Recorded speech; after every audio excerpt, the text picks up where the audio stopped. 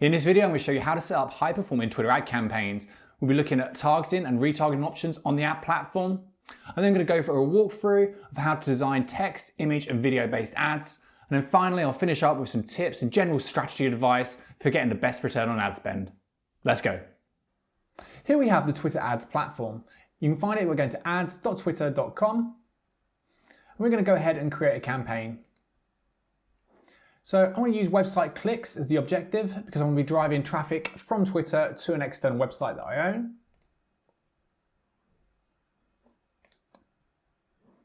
And then I'm going to give it a campaign name of Test Campaign 1.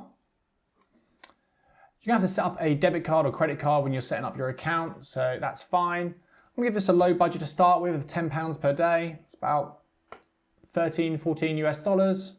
Then I'm going to give it an ad group name of Test AG1. And then when it comes down to bid type, I'm going to set it to maximum bid. You can see here that the bid amount is quite high or extortionately high if you leave it at the automatic amount. There is some suggestion that the traffic quality is better the higher you leave, the higher you bid. But for what I like to do is reduce this right down to maybe 0.12 to start with. You can adjust up or down from there depending on whether you're getting traffic or not. I do have website conversion tracking set up, so I'm going to set optimization preference to website conversions, and then I've got a multi-conversion website tag. Now we get down to ad targeting. We have demographic targeting here, age-based targeting. Location, I've already got set to United Kingdom. I might just add United States in there as well. For operating system, I'm going to select iOS, Android, and desktop traffic. You can narrow this down by selecting minimum operating system versions. And that'll target newer phones. The courier and device model I'm going to leave as it is. Custom audiences, again, I'm going to leave them as they are for now. I'm not going to use a custom audience for that. If I want to set up retargeting campaigns, that's where I'd add them in. So we can see here we've got lists and website activity. And I could set up a campaign here, which is retargeting based on users that have already been on my website. This is actually really effective on Twitter ads and most other ad platforms as well, to be fair. Because the traffic has already been to your website, it's kind of a warm audience, so the ads tend to get more engagement, you get lower cost per clicks, and the conversion rate is higher as well. So them three things all mingling together mean that the ads perform just so much better than anything else.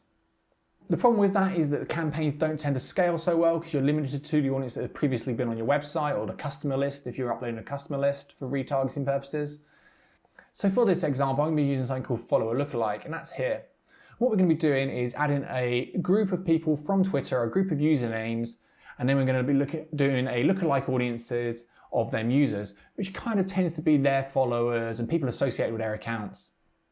Before we get started into that, I'll just go through the rest of the targeting options. There's keywords. We could search for hashtags or... So you can see we could target a large audience here based on the keyword Wall Street Bets. Then there's interest-based. This is quite similar to the Facebook interest-based targeting, although not quite as in-depth. But you can see here we've got business, investors and patents. We could do targeting that way as well. It tends to be quite broad, not massively specific or well targeted. Movies and TV shows, I haven't used that much myself, so I don't know. Events, you could target people from specific conferences.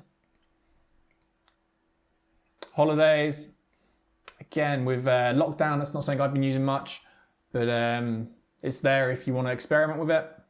And then conversation topics is a little bit more broad than keywords, but you can still put in something like a brand or some well-known topic, and then you can target people that have either interacted or tweeted about that brand or topic. Then we've got some additional options here. We've got retarget people who saw or engaged with your past tweets. This works a little bit like retargeting, where you can segment an audience based on people that have already engaged with your prior tweets. Expanded audience is a great way to scale up your campaigns. This uses machine learning to go out and find lookalike audiences based on your targeting options. And also target followers just adds the people that are following your account to that targeting segmentation. So as I mentioned earlier, we're going to be using follower lookalikes. It's my favorite way to target campaigns on Twitter. I sometimes use keywords as well, but 90% of what I do, I'm either using retargeting or follower lookalike campaigns. So for this, we're going to go on Twitter. So for this example ad campaign, I'm going to be promoting a niche website around a Wall Street bets kind of speculative finance niche. So the first thing I'm going to do is go into Twitter and search for Wall Street bets. Okay, so there's a couple of accounts that jump out straight away. You've got Wall Street bets in the title. You can guess that anyone that's going to be following these accounts or interacting with them accounts is going to be familiar with the niche. So what we're looking for is high engagement on their posts. So if you look at this most recent post, you can see it's got 514 retweets, 110 comments, and 4,000 likes. This is probably one of the best accounts that we can target. It might actually be even too broad. It might have got so much attention recently that the people that are looking at it, that it's not actually targeted enough. So the next one we come to, and this is the kind of thing that I try and avoid. Here you can see we've got 5,001 followers, and we've got very little engagement on these tweets. This was posted out yesterday, it's got no comments, 3 retweets, and a few likes.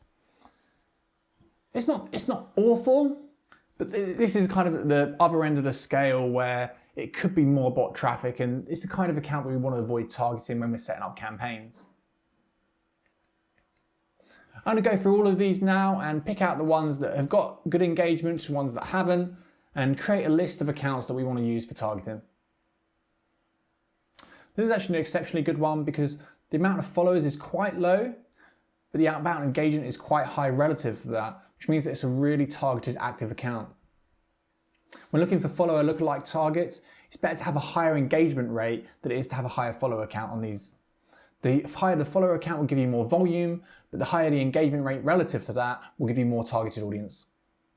Right, so we've got a few here. Let's go back to our campaign and we're going to paste these in, bulk upload, and 1 per line. And you can see we've got these here. We've got an audience size of 1 to 1.2 million. Now let's start with the placements. I'm going to turn off the Twitter audience platform. Search results I don't mind showing up in, profiles I prefer not to. The next section for creatives is where we make our ads, and I'm going to show you how to do this with text, image, and video-based ads. If you're not interested in watching me make ugly ads, then skip to the 15-minute mark or we'll get stuck into some Twitter ad optimizations. Okay, there's a couple of different ways we can compose tweets. There's the create tweet button, which leads us to the tweet composer, or we can just post to Twitter normally. There's some things you can do in a tweet composer, like scheduling tweets, which you can't do on normal Twitter, and there's some things on normal Twitter that you can't do on the tweet composer, such as making threads. So for this, let's put a standard text ad in, and this is the website we're going to be promoting, Wall Street Bet Signal, and it's basically, the latest drama is about GME dropping down to $40. So I'm going to put kind of a news-based tweet focused on that. So GME, GameStop down to around $40. Follow the latest drama on wallstreetbetsignal.com. To make it stand out a little bit more, I'm going to add some emojis. Copy these. And then just paste them in. I think this can be overdone if you use too much, but when done well, it can be really effective. And one of the things that I like to do is combine it with text-based art or ACI art with things like this. You can see we've got like a little load-in panel here and then some pointing down for a thread. I'm not going to use that in this example, but you can get really creative with the text-based ads and draw attention to your campaigns. The more attention you can get and the more visually effective you can make your text-based ads, the higher the click-through rate and the better performing your ad campaigns are going to be. So I'm going to leave this as promoted only and tweet this out. Then next one, I'm going to add a image-based ad. Now for images, I'm going to fire up Inkscape. Inkscape is an image editor, it's free, it's vector-based. And I'm going to change the document properties. So go to document properties and change this to 1200 and change the height to 600, which is the recommended ad specs for Twitter. And we've got this nice little panel here. And I'm going to take a screenshot of Wall Street Bets and drag and drop that into my ad. Way too big here because I'm using a 4K screen. I'm also going to drop a little logo in just to make it pop a little bit more.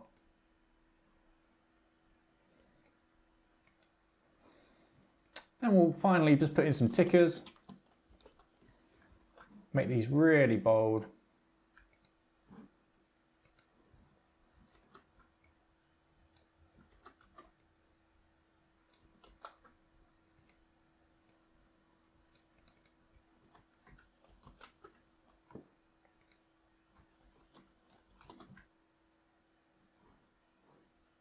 Right, now let's export this image.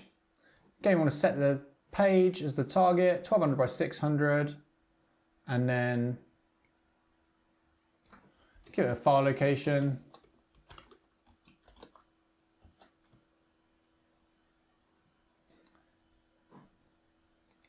Now we can go back into our composer.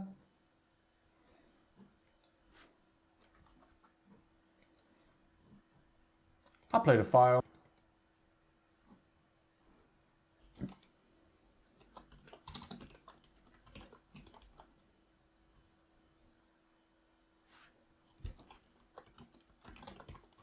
Now we can create a headline and a website URL for this as well. So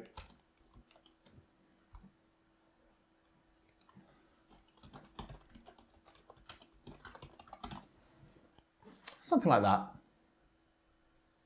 Probably test it without this images as well. Maybe try and get a screenshot with the actual prices in.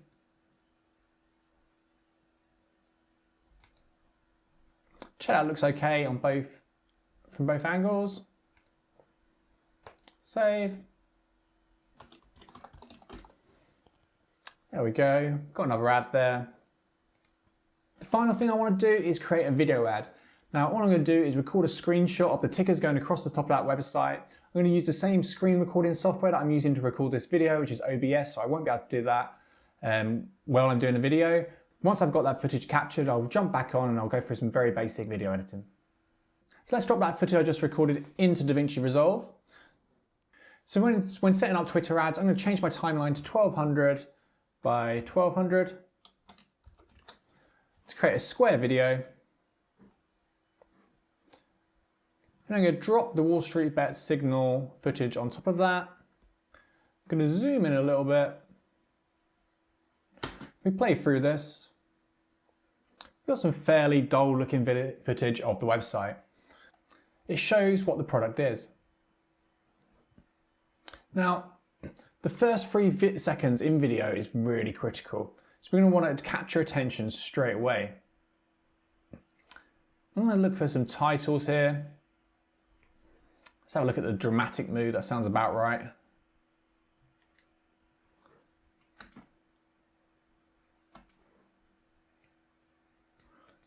My computer is literally going to blow up trying to render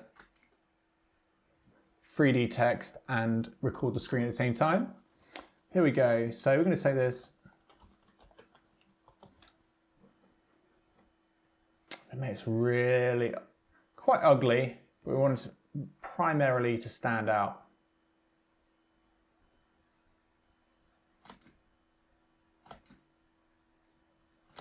So that zooms across the screen. I'm going to copy that and paste it in again. I'm just going to change the text.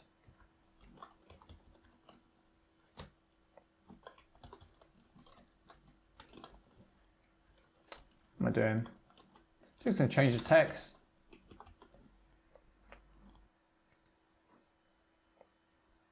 The final thing I'm going to do is add a composition layer above that.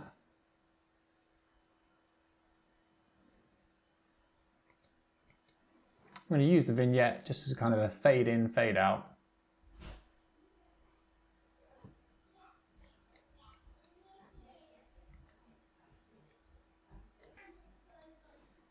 I'm going to export it as MP4 H.264 with a custom 1200 by 1200 and a 24. I'm probably going to change that to a 30-bit frame rate. Let's add that to the render queue. Once that's finished, we'll add it to the Twitter ads campaign, and I'll show you what that looks like now.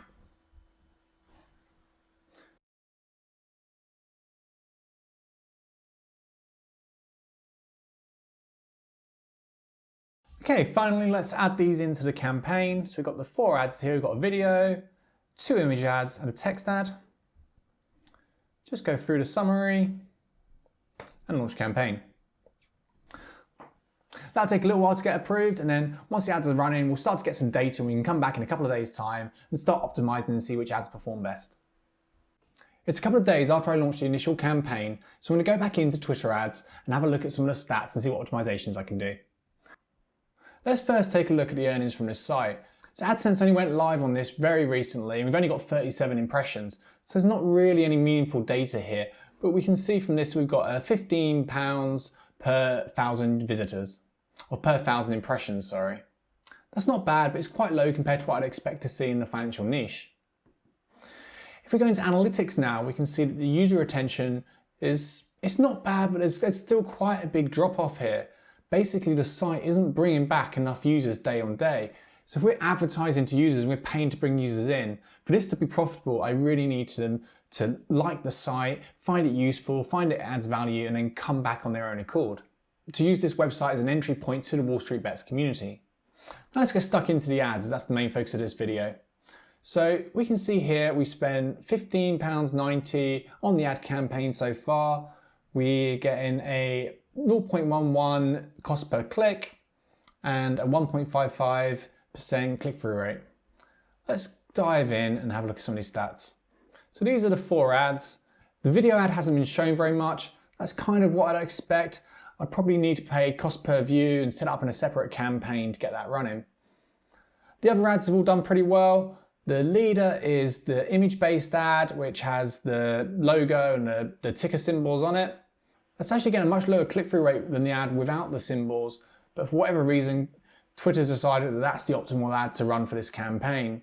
I'm guessing that they ran these together to start with, and this ad number 2 with the symbols performed better at the start, so they started to push that more, and as they pushed it out to the same audience, the click-through rate dropped with time. You can see we're getting a 10 pence cost per click there. I think that's pretty good.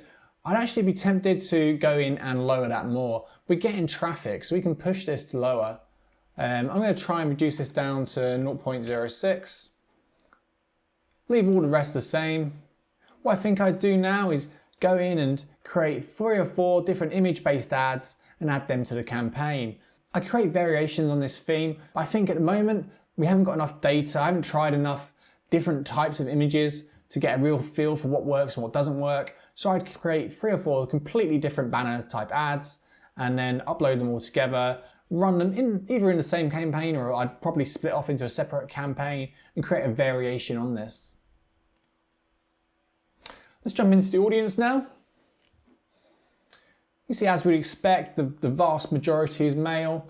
We could go a step further here and actually specifically target male. That may or may not improve the performance of the campaign. You can see the click-through rate for the male audience is much, much higher.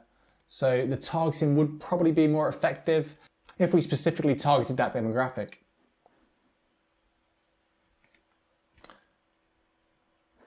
Let's have a look at the interest-based targeting, organize these by impressions. And what we're looking for is that if there's any outliers in the results rate, you can see the average is like 1.5, it's a couple of 1.6, nothing particularly interesting. But occasionally you'll get something that is like 1.5 or 2 times the standard rate, and it's then worth like looking at why you think that might be, and you can set up different campaigns just targeting that interest based. You see we've got one for 2 for commentary. It's fairly low volume, but that's the kind of thing that you could look at and say, all right, maybe I can target this campaign with the commentary targeting enabled, and that again will make it more effective. One thing to bear in mind is that will also seriously limit the volume that you have available to you.